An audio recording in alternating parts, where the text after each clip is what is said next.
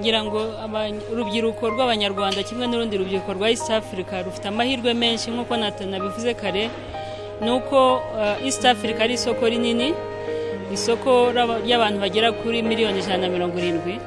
Bivuga ngo mbere na mbere iyo umuntu akoze igikorwa ahangaha mu Rwanda byaba ari made in Rwanda, kandi murabona ko urubyiruko rwabyitabiriye ufite za ICT products n'ibindi, nuko bakwiye gutekereza isoko rigari, kandi mu isoko rigari bigendanye n'ubuziranenge bagaharanira ko bigira ubuziranenge kuva mu ntangiriro kugera kuri igikorwa kibonetse, byaba ari service, byaba ari igicuruzwa icyo ari cyo cyose.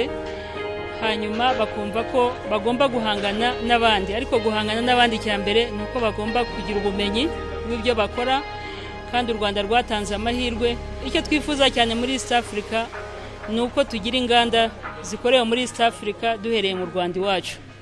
Kubirebana n'inzitizi zagiye zivugwa zo kutagira ubumenyi, nuko hari inzego zibishinzwe, byaba ari RSB, byaba ari NILDA n'abandi bafatanyabikorwa bose bafatanya kugira ngo ari amategeko hari porogaramu zihari zo kugira ngo bamenye uko ubwo buziranenge buzirikanwa, bashobore kurushaho kubimenya, ariko nta mpamvu iyo ari yo yose yatubuza ayo mahirwe. Ikindi wenda no kumenya ko no muri East African Community abacuruza, burya abacuruzi bato bacuruza ibintu bitarenga amadolari 2,000, nuko bishobora gutambuka mu gihugu cyose cya East Africa ukaba wabicuruza nta musoro uhari.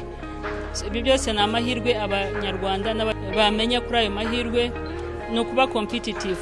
Kuvuga ngo iyo ugiye guhigana n'abandi ugomba guharanira ko ibyo ukora ubikoze neza, umurimo unoze, kandi niko u Rwanda rumeze. U Rwanda ubwarwo ni indangagaciro ya excellence.